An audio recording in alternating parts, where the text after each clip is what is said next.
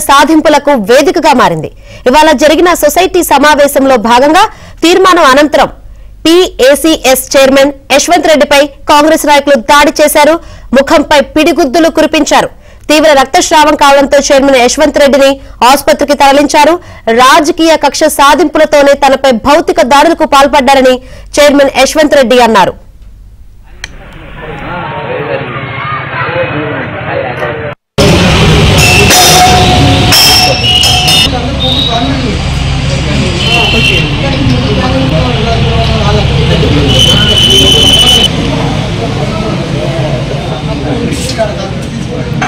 అదే మనం NC meeting ఆఫీస్లోకి వచ్చి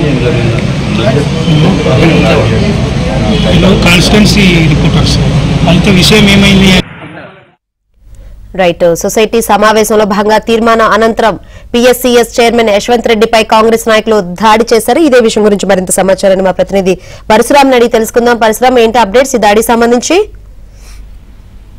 ఈ రోజు టేక్మాల్ మండల కేంద్రంలోని పిఎస్సిఎస్ లో కాంగ్రెస్ అదేవిధంగా బీఆర్ఎస్ నేతల మధ్య ఘర్షణ చోటు చేసుకుని ఈ సొసైటీకి సంబంధించి అవినీతి అక్రమాలు, భూమి కొనుగోలు, అదేవిధంగా పెట్రోల్ బంక్ నిర్వహణకు సంబంధించి అవినీతి జరిగిందని చెప్పి కొంతమంది స్థానికులు, రైతులు, అదేవిధంగా కాంగ్రెస్ నేతలు ఇప్పటికే అధికారులకు ఫిర్యాదు చేశారు. ఈ నేపథ్యంలో అందుకు సంబంధించి బాధ్యతైనటువంటి సిఇఓ వేణుగోపాల్ సస్పెండ్ చేయడం జరిగింది.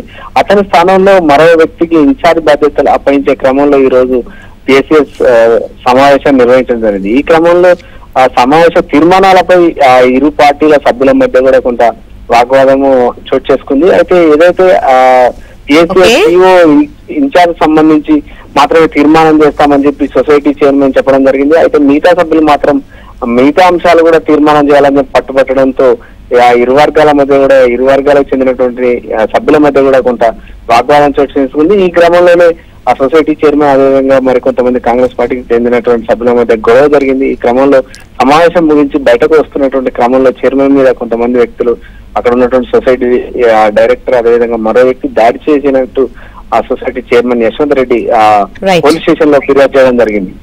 అయితే ప్రస్తుతం అతన్ని ఆసుపత్రికి తరలించి చికిత్స అందిస్తున్నారు. Right, thank you Parashuram.